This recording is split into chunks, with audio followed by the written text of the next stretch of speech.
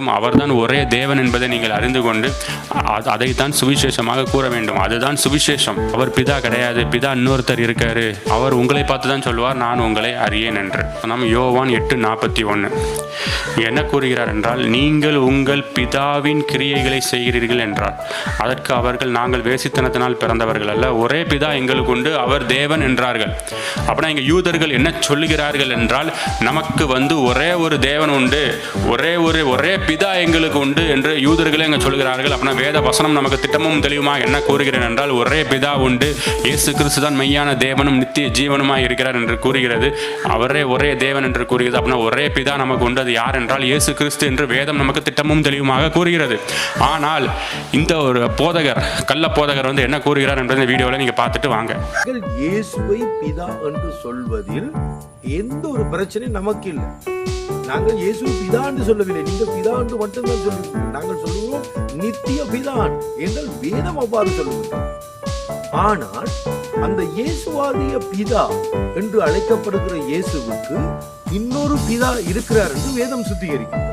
அதைத்தான் நாங்கள் உங்களுக்கு சொல்ல கண்டிக்கிறோம். அப்படி என்றால் இந்த திரித்துவக்காரர்கள் எவ்வளவு துணிகரமாக கிறிஸ்துவுக்கு விரோதமாக பொய் சொல்லுகிறார்கள் என்பதை நீங்கள் இந்த வீடியோவில் பார்த்திருப்பீர்கள். அதனால தான் இயேசு கிறிஸ்து இவர்களை பார்த்து கூறுகிறார், உங்கள் பிதாவின் கிரியைகளை நீங்கள் செய்கிறீங்கன்னு. அதாவது உங்கள் பிதா யார் என்றால் பிசாசு. பிசாசின் கிரியைகளை இவர்கள் செய்கிறார்கள்.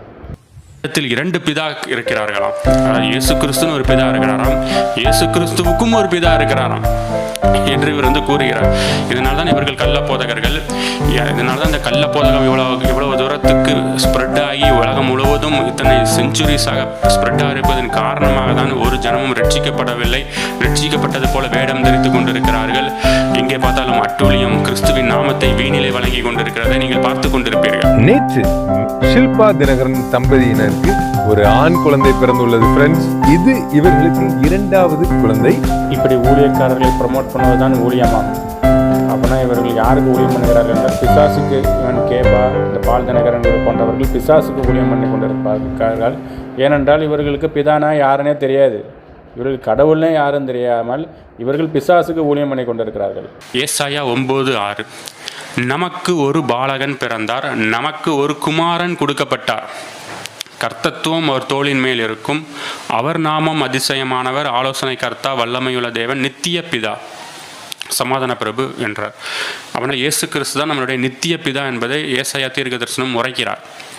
ஆனால் நம்ம இந்த கள்ளப்போதகர் என்ன கூறுகிறார் என்றால், இந்த நித்திய பிதாவுக்கே ஒரு பிதா இருக்கிறாராம். நித்திய பிதாவுக்கு பிதா இருக்க முடியும்? நித்திய பிதாவுக்கு எப்படி பிதா இருக்க முடியும்?